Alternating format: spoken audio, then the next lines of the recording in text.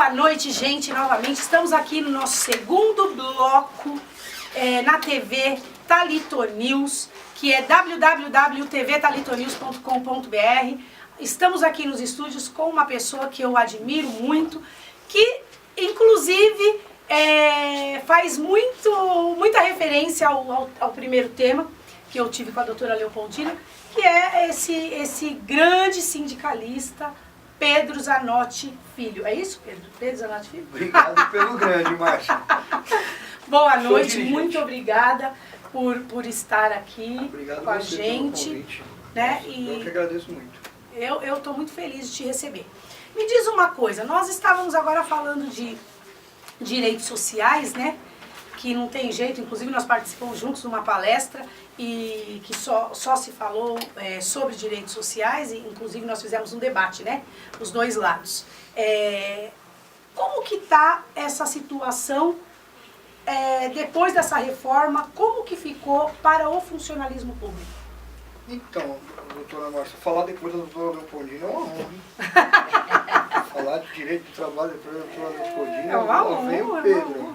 Então, assim, depois da reforma trabalhista, ainda o Brasil, né, os trabalhadores ainda não têm a noção do que pode acontecer. A maioria dos acordos coletivos, as convenções, elas foram antes, né, até da própria reforma.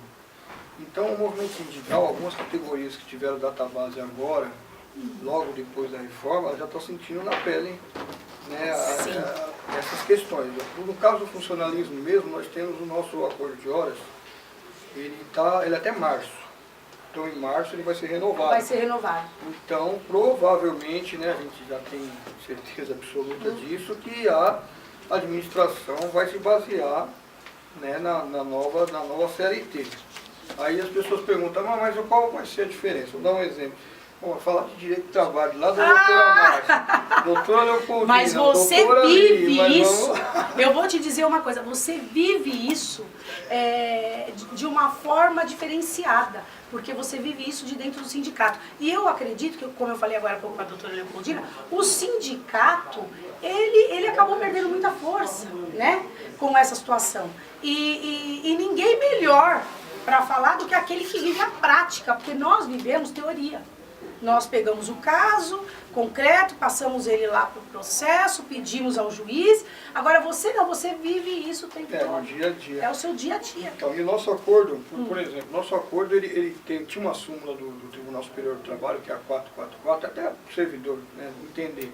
A súmula 444. 444. Ela previa o quê? Como 12 horas, 12 por 36, no Brasil ela não era permitida. Sim. Né, 12 horas de trabalho não era permitida. Então, ela só poderia ser feita através de acordo coletivo.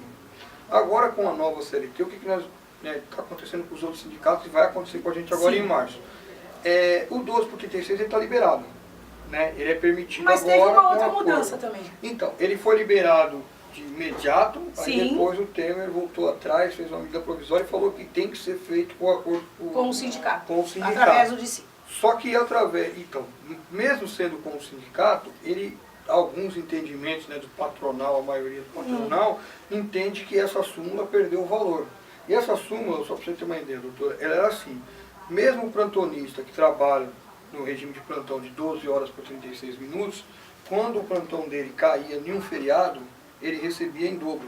Sim. E isso estava no acordo. A maioria dos acordos que estão sendo feitos agora, o patronal reconhece que não precisa mais pagar isso daí. Já tem esse entendimento que não precisa mais pagar. Então o nosso é em março.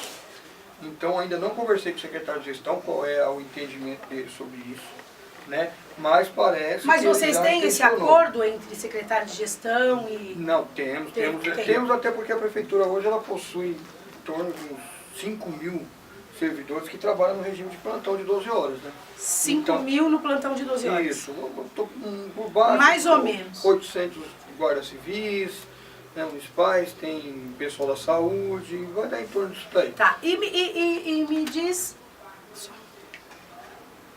me diz uma coisa,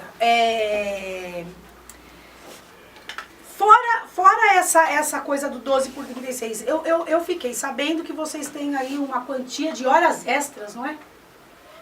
que não foi se você tem uma quantia de horas extras aí que vocês estão pleiteando, que a gestão passada já estava negociando e até agora não foi paga. Ou já foi? Não, foi paga. As horas extraordinárias foram pagas. Todas? O início do governo Guti foi um pouco complicado. Por quê? Certo. Não falando mal do governo Almeida, mas tem que falar. Sim. O Guti inicia o mandato dele no dia 1º de janeiro. Então, no dia 1º de janeiro, quando o Guti iniciou o mandato dele, ele já assume com 7.500, 8.000 trabalhadores em férias, sem receber. Então, você já assume assim, você senta na cadeira e você tem 8.000 servidores, nós temos 20 e poucos mil, daria quase 40% dos servidores de férias sem receber. Bom, né, doutora, sabe melhor do que eu. Imagina. O gozo das férias, 48 horas antes, tem que pagar. Né? Pagar. Então as pessoas já estavam em gozo e estavam sem receber as férias. Então já começou com isso. Então já entramos em negociação 3, 4 dias, quando o governo assumiu e tal. E tinha também a questão de horas extraordinárias da saúde, horas de outra secretaria, tudo sem pagar também. Então, e mais aquela ação dos professores que você que eu acompanhei. Bem, né? Na verdade, eu não sei como que tá agora, né? Eu lembro que tiraram a voz de vocês e eu fiquei lá, eu acompanhei. E, inclusive, muito me admira ver hoje a situação que tá, porque o Guti era vereador junto comigo.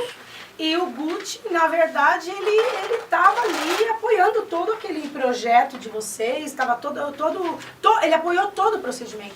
E agora, com relação a isso? Então, aí passou o tempo, ficou esse 90 dias, 120 dias apagando incêndio, pagando horas extras, pagando isso, pagando aquilo, e ficou a dívida. A dívida foi até outubro.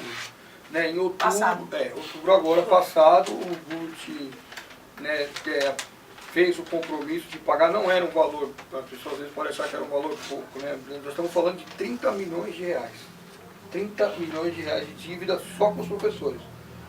Foi pago... 30 milhões só com os professores? Só com os professores que veio do governo Almeida. Isso é de horas trabalhadas, carga horária que não foi paga, lei de equiparação salarial, porque nós tínhamos aqui na Prefeitura de Guarulhos, né, lá atrás, no início mesmo, os professores de educação infantil eram chamados de ADI. Era agente de desenvolvimento infantil. Depois eles passaram para professor de educação infantil e posteriormente nós, né, nessa luta que sempre tem o sindicato, nós conseguimos a equiparação de salário. Então hoje nós temos na Prefeitura de Guarulhos, todos os professores ganham o mesmo salário. Então professor de educação básica, professor de educação infantil, professor especialista tem um salário só. Antes era cada um tinha, né, um salário. Então tinha uma lei que tinha essa diferença. Então foi esses 30 milhões aí que foi pago em outubro. Só que ainda ficou, que é uma dívida que falta, né, que você ficou sabendo, porque teve até um lance aí, aproveitar também para falar, teve um lance do secretário, do vice-prefeito, que ele falou que tinha deixado dinheiro, deixado as contas. Quando chegou na hora de pagar, que eu fui conversar com o Guti, apresentou as contas e faltava 2 meses, mês de junho e mês de julho. Não estava nas contas que foi feito. Então, mas... E tem essa dívida. E tem essa dívida. Tem essa dívida. Agora está terminando... Mas o Guti não sabia dessa dívida? Não. O Guti não sabia, o Guti sabia da dívida, foi apresentado, aí a pessoa que era responsável lá pelo departamento informou na hora pra gente, antes da live.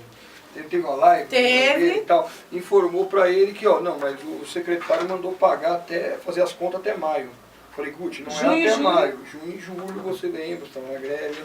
O Guti falou, realmente, tanto que ele fala na live, ele fala, se tiver algum erro, alguma coisa que tiver diferenciado, a gente vai se ajustar com o Pedro e tal, vamos... Ele está cumprindo essa parte. Ele está tentando.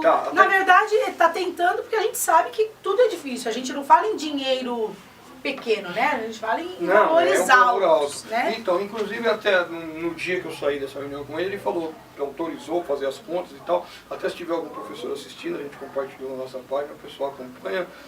Nós já entramos em contato com a Secretaria de Educação, né? As contas estão praticamente terminadas. O que aconteceu foi que a prefeitura é complicada, Márcia. Você foi vereadora...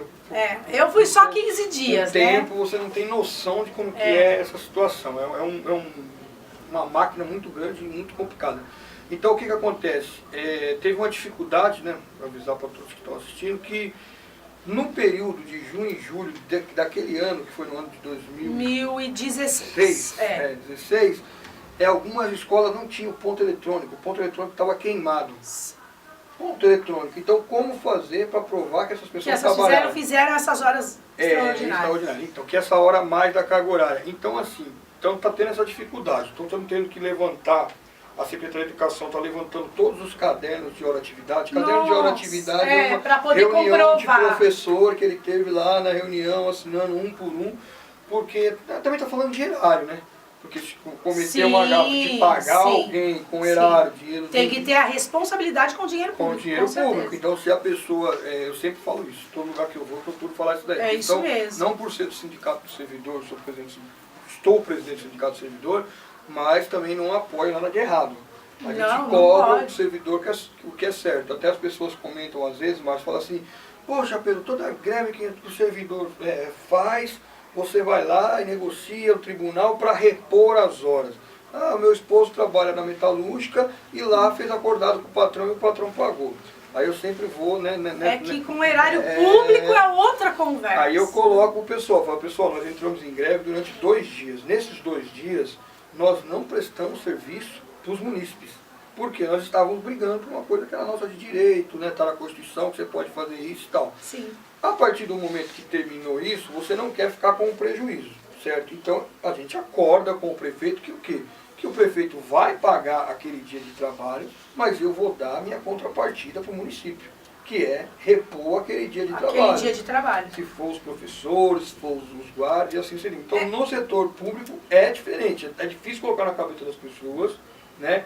É diferente, volto a dizer. Que existe a diferença entre o setor privado e o setor público. Lógico, no privado o cara ficou 20 dias de greve. Chegou lá, o patrão fez um acordo tal, sobre os 20 dias. O patrão falou, vou pagar esses 20 dias aí, vamos bola pra frente, esquece. Esquece. Acabou. Até porque a coisa é menor também. E ele é dono do dinheiro, ele pode fazer isso. De falar, vou pagar o dia de vocês sem vocês trabalharem pra mim, porque foi um direito.